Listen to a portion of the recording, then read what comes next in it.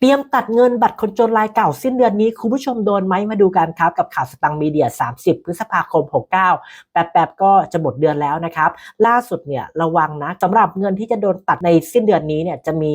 รายการ2รายการหลักๆ1คือเงินรูดซื้อสินค้า300บาท2คือเงินค่าเดินทางผ่านระบบขนส่งสาธารณะ750บาทเงิน2รายการนี้หากใครใช้ไม่หมดนะครับเหลือกี่บาทหากเลยวันที่31พฤษภาคมเป็นต้นไป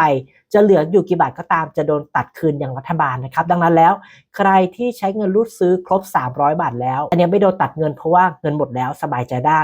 ส่วนใครนะครับที่ใช้เงินผ่านระบบขนส่งสาธารณะ750บาทหมดแล้วสบายใจได้ไม่โดนตัดเงินนะครับแต่ถ้าใครยังใช้ไม่หมดเนี่ยก็พยายามหาโอกาสใช้ให้หมดจะได้ไม่ขาดทุนแล้วกันเนาะทีนี้อยากถามผู้ชมหน่อยเงินค่าเดินทางผ่านระบบขนส่งสาธารณะ750บาทเนี่ยใครใช้บ่อยไหมหรือใครไม่มีโอกาสได้ใช้เลยในแต่ละเดือนก็คอมเมนต์มาแชร์กันได้นะใครที่มีคำถามอะไรเพิ่มเติมก็คอมเมนต์มาถามใต้ล่างได้ละกันเดี๋ยวจะไปตามข่าวให้อยากติดตามข่าวสารสวัสดิการแห่งรัฐกดติดตาม Facebook Page และ TikTok ข่าวสตังค์มีเดียด้วยอย่าลืมนะครับกดติดตาม YouTube แล้วกดกระดิ่งด้วยจะไปตามข่าวให้แล้วเจอกันในข่าวหน้าครับ